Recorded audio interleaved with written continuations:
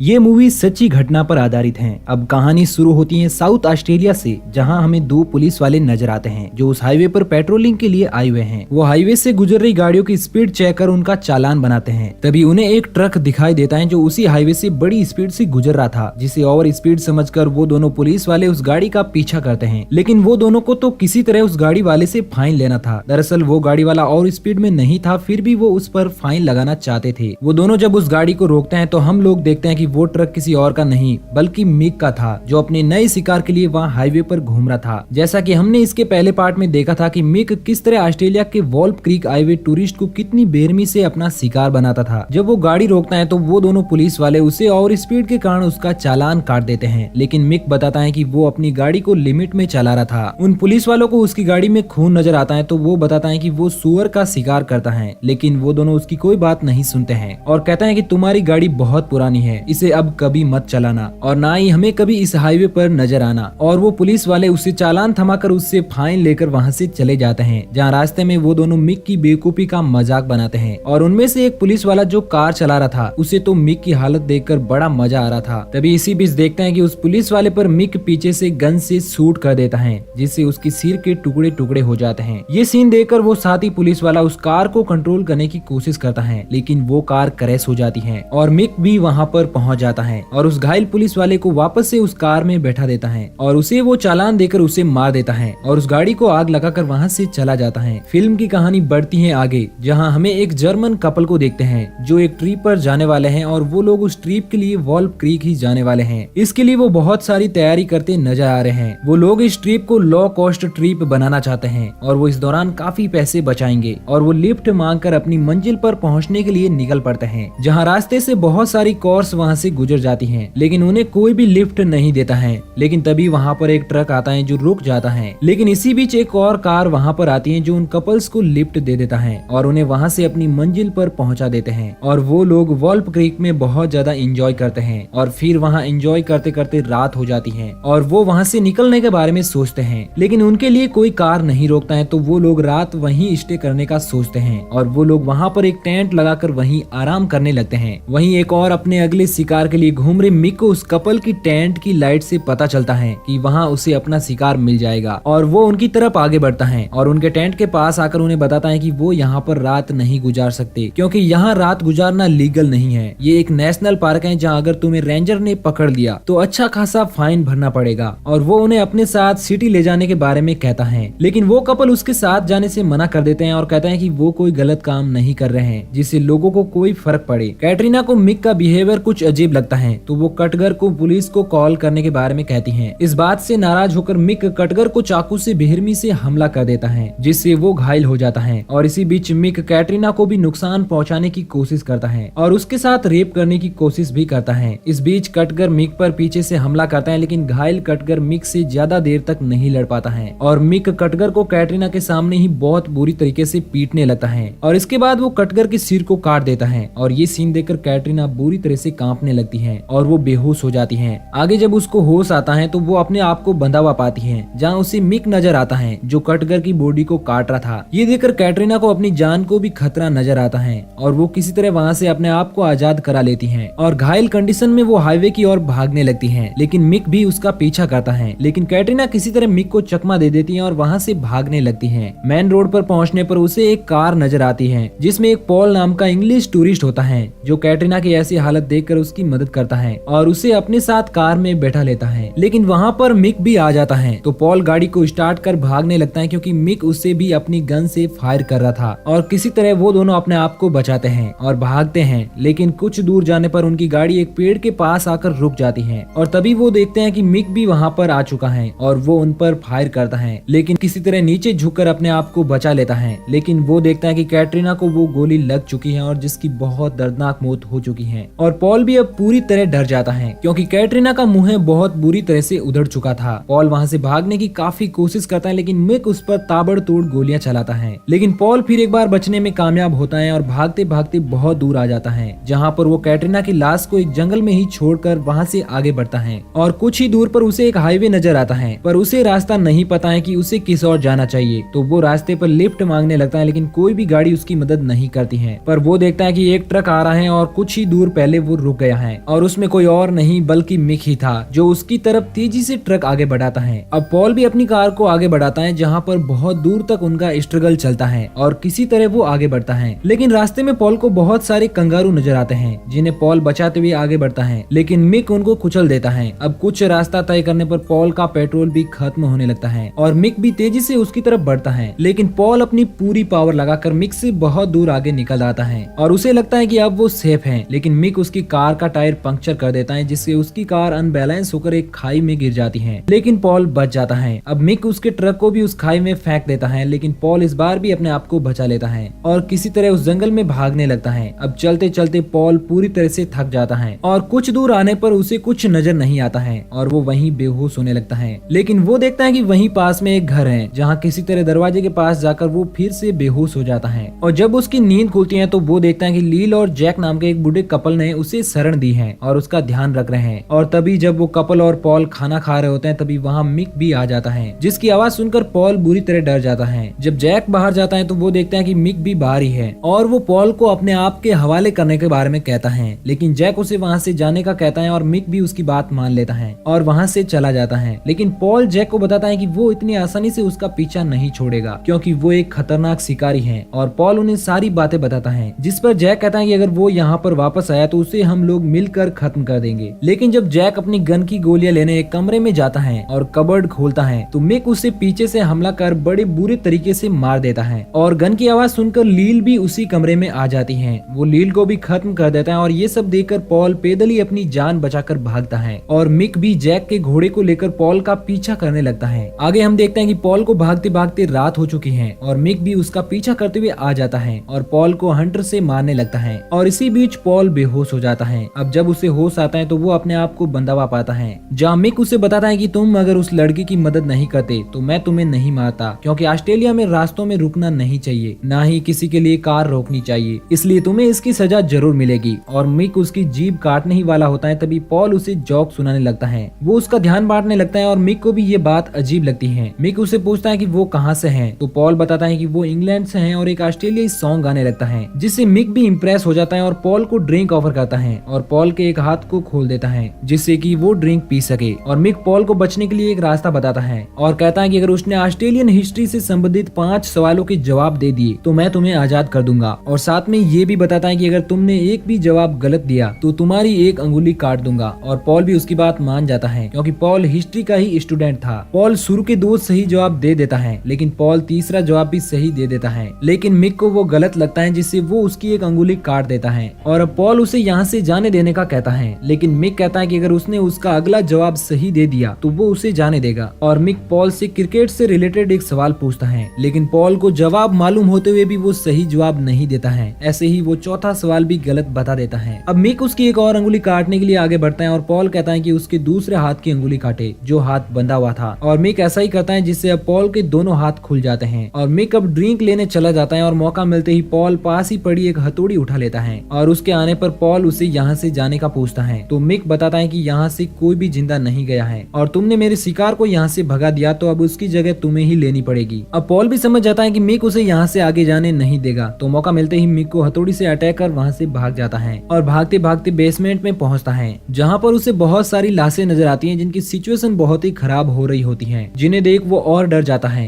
क्योंकि उनमें कीड़े पड़ चुके थे। और वहीं पॉल को एक की का गुच्छा मिलता है जिसे लेकर वो आगे बढ़ता है, लेकिन तभी उसे एक विक्टिम लड़की नजर आती है जो उससे हेल्प मांगती है, जो पूरी तरह से किसी क्रीचर की तरह दिख रही थी। लेकिन पॉल उसकी कोई मदद नहीं करता है और आगे बढ़ता है, जहाँ उसे रास्ता नजर आता है। लेकिन तभी वो देखता है कि कोई उसकी तरफ आ रहा है तो वो वहीं छिप जाता है और उस पर अटैक कर देता है। लेकिन वो देखता है कि वो कोई और नहीं, वो लड़की है जो उससे मदद मांग रही थी। तभी पीछे से मिक भी आ जाता है और उससे कहता है कि तुम सिर्फ एक शिकारी हो जो मेरे लिए बने हो और मैं इस जंगल का राजा हूँ जिसका कोई भी कुछ नहीं बिगाड़ सकता, और तुम जैसे टूरिस्ट लोग तो बिल्कुल भी नहीं। और मिक उस पर अटैक कर देता है। जब पॉल को होश आता है तो वो अपने आप को शहर के बीचों बीच पाता है और उसके पास एक नोट भी होता है जिस पर लूजर लिखा हुआ था। मिक पॉल को बताना चाहता था कि वो एक लूजर है जो मिक की इजाजत के बगैर वहाँ से नहीं निकल सकता था, और इसी तरह वहाँ पुलिस आ जाती है और पॉल को ले जाती है। और हमें आगे पता चलता है कि पॉल को ही कल्प्रिट्स माना गया है और उसे मेंटल हॉस्पिटल भेज दिया जाता है। और मिक आज भी उसी जंगल में बिना डर के घूम रहा है जिसने सैकड़ों लोगों को बड़ी बेरहमी से मारा था।